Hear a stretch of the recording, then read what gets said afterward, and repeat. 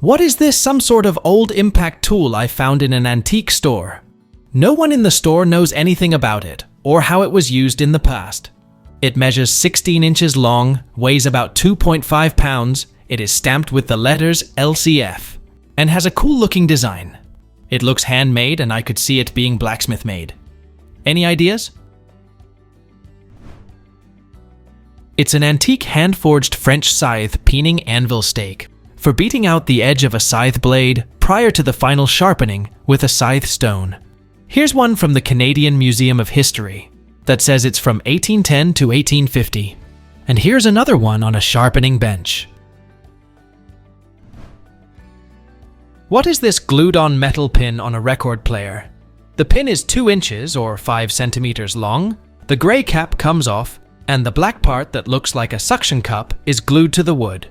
The metal pin fits in the rubber with a little ball, so it can be moved. It belonged to my father, who passed away 2 years ago. He bought it at the beginning of the 80s, but switched to CDs around 1985, so it hasn't been used much since. It's like new. I have known this turntable for 40 years, but I have never seen anything mounted on here. Any idea what it is for? It's a mounting point for a record dust brush, and it seems to be aftermarket. Different manufacturers vary the mount color and shape, and every record shop carried a different kind. What is this kitchen bin from an old Portland, Oregon house? The cabinet is a bin that drops forward and out, around 21 inches tall, 15 inches wide, and 13 inches deep. The house was built in 1922, and there is evidence that the stove had originally been coal or wood. The bin is across from the stove, but also next to the sink, and in line with the rest of the lower cabinets. There is no outside access to the bin, and is quite high compared to the outside. It has been repainted in the past, there is no smell, and bits of sawdust at the bottom, most likely from running against the inside of the cabinet frame. What was it intended for? It's a flour bin and very common. We had several of these in our old family farmhouse in Oregon too. My grandma was amazing at making bread. Never measured anything, just reached in there and grabbed the right amount of flour. I still think of her when I smell yeast bread baking. What are these ceramics that look like a porcelain cup and a saucer, found used in Ontario? They were shaped and painted like a tulip, but too small and crooked for tea. The saucer is marked Japan on the bottom. Any help would be most appreciated. It's a cigarette holder and an ashtray, made by Shafford Company in Japan in the 1950s. The tulip holds the cigarette, and the dish is for ashes. What is this item I found in a German river? It weighs about 3.8 grams, has a diameter of 23 millimeters, and appears to be made of ceramic. It does not melt when heated.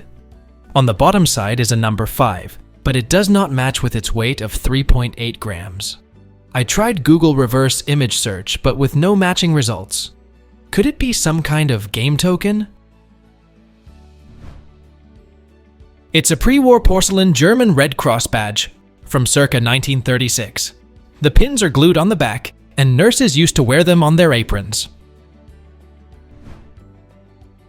What are these white glass bowls my mom found, with one weird one? She thinks the weird one might be for stuffing sausages, but she has no clue what it's attached to. Can anyone please help? It's a Sunbeam Mixmaster juicer funnel bowl attachment. They were super popular in the 40s and 50s. You are missing the little metal spout thing that fits onto the bottom to direct the juice into a bottle or whatever. They're really common at thrift stores. I have one, and so does my dad and all 3 of my sisters. I found fabric with pictures of them and made kitchen curtains out of it. What is this cast iron and very heavy but rather thin item found in an antique desk? We have no idea what this thing is. Approximately 12 inches wide, 7 inches tall, and weighs over 6 pounds. My first thought was maybe 1/2 of a set of bookends for a shelf. Does anyone know what specifically it is called? It's a cast-iron London Royal Mail stagecoach doorstop. Patented on October 28, 1930, by an artist Charles Tuteur of Chicago, Illinois for New Idea.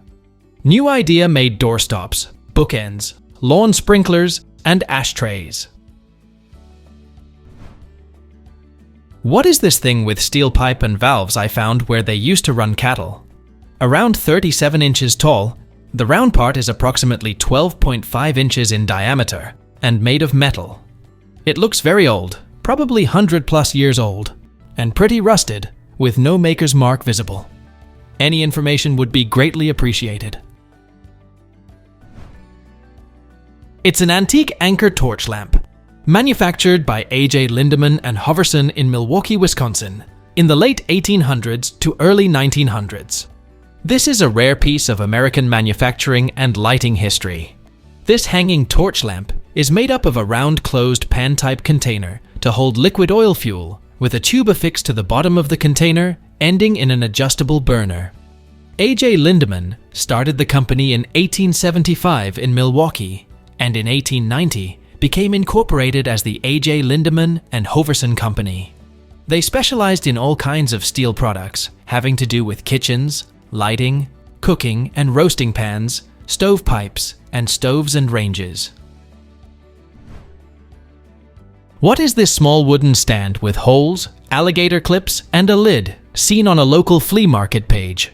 The seller and commenters were completely stumped. They thought it was maybe made to hold hair extensions, but were generally stumped. The item is a small wooden stand with a circular top. The top has holes drilled through it and alligator clips glued on top, and the top also has a hinged wooden lid. Unfortunately, the original poster didn't answer any questions in the comments, so it may be a foot or two tall. If anyone knows what it's been used for or has any other information on it, I'm super curious. Please let us know down in the comments. Thanks for watching. Let's make life fun.